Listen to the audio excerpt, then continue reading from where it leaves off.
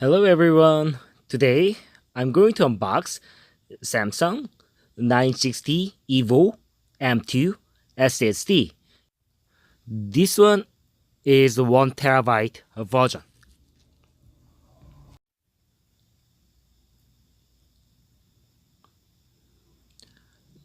This is the back side of the SSD, and this is the front side. Also, this includes the user manual. The main feature of this SSD is really fast read and write speed. The sequential read speed is like 3200 megabytes per second.